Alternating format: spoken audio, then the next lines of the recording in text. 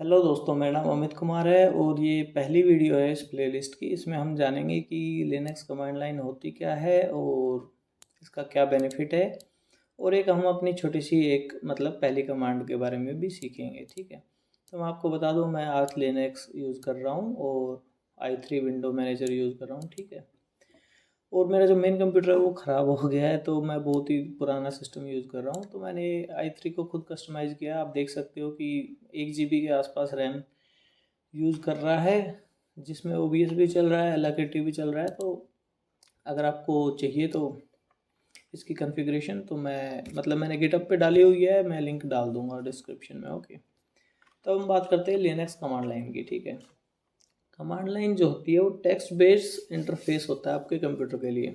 ठीक है, जैसे कि या तो आप जैसे मैं आपको दिखाता हूँ, यहाँ पे मुझे 10 फोल्डर क्रिएट करने हैं।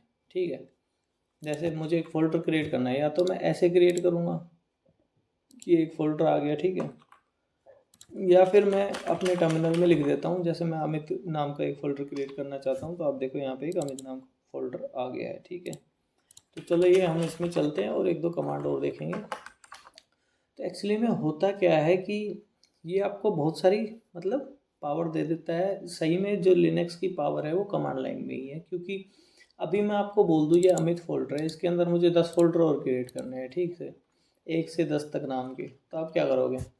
ऐसे ऐसे करने बैठोगे, ऐसे तो 1 से 100 तक दे दूंगा तो कभी होंगे ही नहीं, आपसे बहुत टाइम लग जाएगा। लेकिन अगर वहीं आप कमांड लाइन का यूज़ करोगे, तो जैसे मैं 10 तक क्रिएट करता हूँ, तो आप देखो एकदम से 10 फोल्डर क्रिएट हो गए हैं। ठीक है, अगर मान लो मुझे 10 फाइल txt फाइल क्रिएट करनी है, तो आप देख सकते हो, सॉरी माय बैड, मैंने गलत कमांड यूज़ कर ली। यहाँ पे मुझे 10 txt फाइल क्रिएट करनी है, तो मैं टच कमांड का यूज़ करके txt फाइल भी क्रिएट कर सकता हूँ। अभी मुझे ऑल टुगेदर ये अमित फोल्डर और ये सारी फाइल्स डिलीट करनी है, तो भाई ये तो आसान है, यहाँ से आप डिलीट कर लो, मूव टू ट्रैश, और यहाँ से डिलीट करनी है तो मैं बाहर आऊँगा इस डायरेक्टरी से और यहाँ से रिमूव RF अमित। ठीक है, तो आप देखो वो फोल्डर चला गया है। तो आई होप आपको समझ में आया होगा कि लिनक्स की जो पावर है वो कमांड लाइन के अंदर है। अभी हम बात करते हैं कि जो एक इंटरप्रेटर होता है वो होता है शेल। ठीक है, अब आप कहोगे जी हम कौन सा शेल यूज़ कर रहे हैं, हमें क्या पता। तो आप एको और कैपिटल में शेल लिखोगे तो आपको पता लग जाएगा कि आप बिन बैश यूज़ कर रहे हो। ठीक है, और भी बहुत पॉपुलर शेल है, जैसे जीश है और डैश है, बहुत सारे शेल है, फिश है।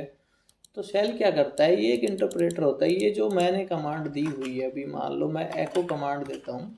ठीक है, तो मैंने ये कमांड दी है, इस कमांड को ये इंटरप्रेट करके जो अपना कर्नेल है सिस्टम का, और या सिस्टम के अंडरस्टैंडेबल लैंग्वेज में कन्वर्ट कर कर सिस्टम को देता है कि आप ये काम कीजिए। ठीक है, तो सिस्टम एको नहीं समझता है। ठीक है, ये शेल का काम है कि इंटरप्रेट करना है एको को कि भाई क्या कमांड है। ठीक है, तो वो शेल होता है। ठीक है, आप अपना शेल ऐसे देख सकते हो। तो हमारी जो आज की पहली कमांड रहेगी वो रहेगी एको। हमने अभी देख भी ली, एको क्या करती है, एक लाइन प्रिंट करती है, इसके आगे जो भी आप कंटेंट दोगे। जैसे मैं लिखता हूँ हेलो लिनक्स, तो आप देखो इसने हेलो लिनक्स ही आउटपुट कर दिया है। ठीक है, तो मैं एक बार के लिए टर्मिनल बंद करके खोलता हूँ ताकि थोड़ा सा जो प्रॉम्प्ट है वो अलग हो जाए।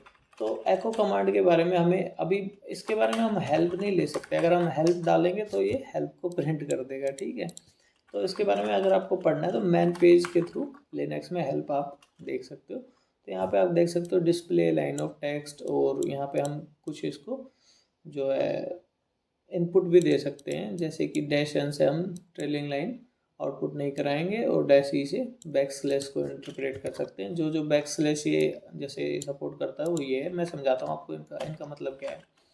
अभी जैसा मुझे दो नाम प्रिंट करने हैं। ठीक है, तो मैं आपको रिकमेंड करूँगा आप जो भी इसको इनपुट दे वो कोमा के अंदर दे, सिंगल हो या डबल हो इट डजंट मैटर, वो आपके ऊपर है। ठीक है, लेकिन कोमा के अंदर दें। जैसे मुझे एक अमित कुमार मेरा नाम प्रिंट कराना है और एक मुझे दीपिका प्रिंट कराना है। ठीक है, तो अभी इस स्लैश एन का मतलब क्या है कि नई लाइन प्रिंट करना है, लेकिन एको को आप दोगे तो ये इसको ऐसे की ऐसे प्रिंट करा देगा। तो इसको एको को ये बताना पड़ेगा कि आपको बैकस्लैश को भी इंटरप्रेट करना है, तो डैश ई देना पड़ेगा, ठीक है। तो अब ये नई लाइन पे प्रिंट करेगा दोनों नेम को, अमित कुमार, फिर इसने जो ये बैकवर्ड स्लैश एन है इसको इंटरप्रेट किया न्यू लाइन से, और फिर दीपिका को प्रिंट किया, ठीक है।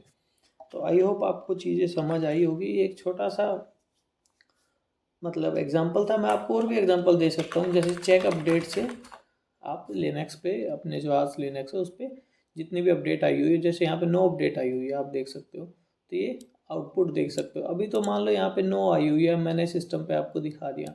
अभी मान लो मुझे 100 आई हुई होती, मुझे काउंट करना होता कितनी आई हुई है, जैसे 1 2 3 4 5 6 7 8 9, ये 9 है। अगर मान लो 100 अपडेट आई हुई होती है और मुझे चेक करना है कितनी अपडेट आई हुई है, तो मैं इसको वर्ड काउंट करके कमांड होती है उसमें डैश एल, मतलब कितनी लाइन है वो काउंट करा लूँगा, तो ये बता देगा कि कितनी अपडेट आई हुई है। तो आई होप आपको समझ आया होगा। तो लिनक्स में आपको पावर मिलेगी, आप जो रिपीटेटिव टास्क है जो बार बार करने पड़ते हैं उनको एक स्क्रिप्ट बनाकर कर सकते हो, मतलब बिना किसी अटैक के, ठीक है, तेज़ी से काम कर सकते हो। बस यही चीज़ है। तो अब इस प्लेलिस्ट में हम बहुत सारी वीडियो ऐड करने वाले हैं धीरे धीरे। तो आई होप आपको चीज़ समझ आई होगी, और कोई परेशानी या दिक्कत होती है, नहीं समझ आती है, तो प्लीज़ कमेंट आउट कर देना। धन्यवाद।